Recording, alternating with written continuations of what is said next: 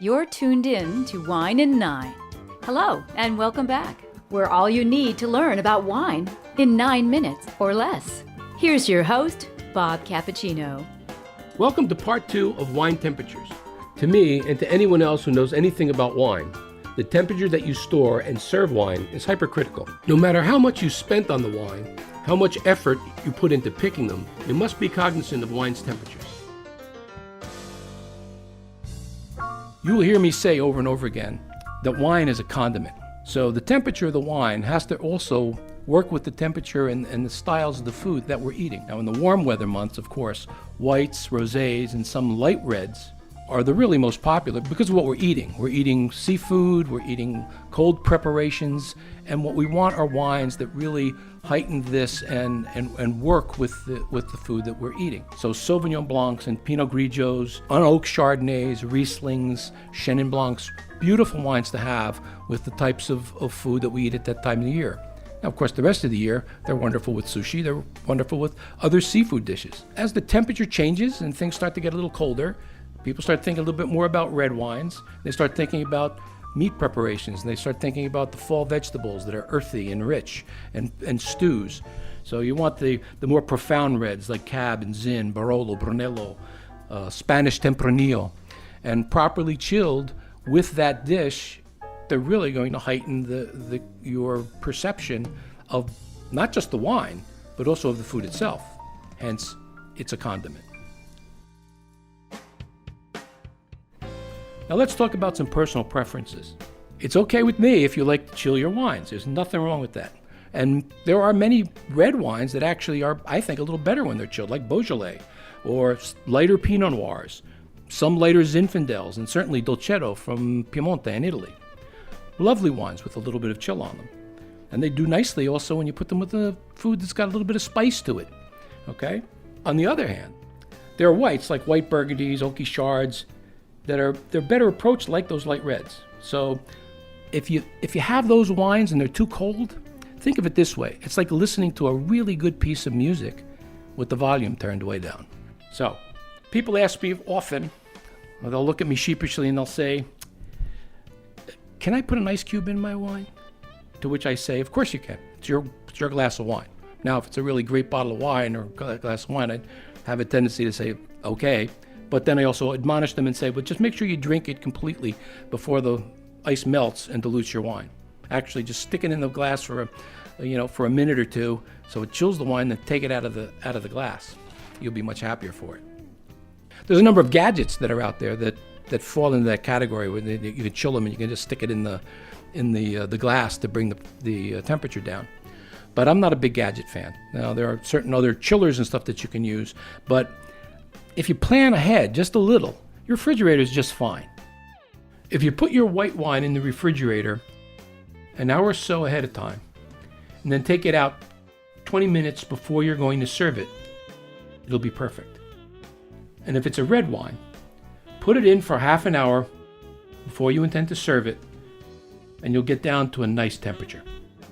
Now, of course, there's always that guest that stops in unexpectedly. You don't have a bottle of wine in the refrigerator. So what do? Well, it's a real simple thing. All you need to do is get a receptacle, a bucket, a bin, whatever, that you can put the bottle of wine in. Make sure that you pack it with some ice. Make sure you cover up to where the wine level is so you get the whole bottle chilled. Ice, water, and then a little bit of table salt. And it'll really bring the temperature down, and within 20 minutes, you'll have a perfectly chilled bottle of wine. And if you want it to go a little colder, then you just leave it a little bit longer. But it'll really be pleasing, and it's a quick answer.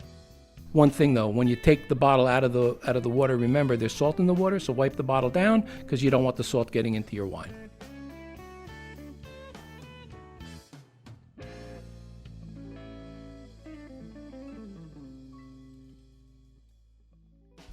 Now, if you've had a couple of wines that you really like, you went out and bought a few bottles, or maybe you bought a case, and you say, gee, I'd like to keep these around the house, but, I don't want to burn them. How do I take care of them? Let's talk about that. Here's a few hints. First thing you want to do is you want to find a place in your apartment or your home where the temperature is constant. It's better to be at 65 degrees constantly than go up and down depending on the season. Now, if you're going to drink this wine within a couple of weeks or a month or whatever, you don't have to worry about this stuff. But if you're going to keep the wine for a while, if you've got a bottle of wine there that you really want to see how it ages out, then this is where you want to go. Find a place that is dark, because sunlight's not a friend. You want a place that doesn't have vibration, so on top of your refrigerator, that's not a good spot either. Okay? And you want a place that doesn't have a lot of any odors, any big odors. So you got to be careful down in the basement. Okay?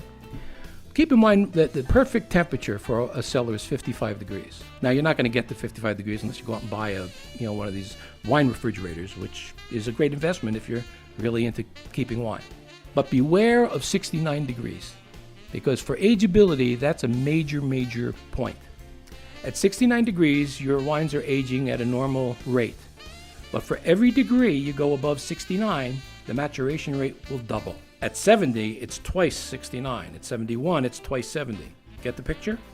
So you can see that 75 to 80 degrees, and all of a sudden, you're really damaging the wine.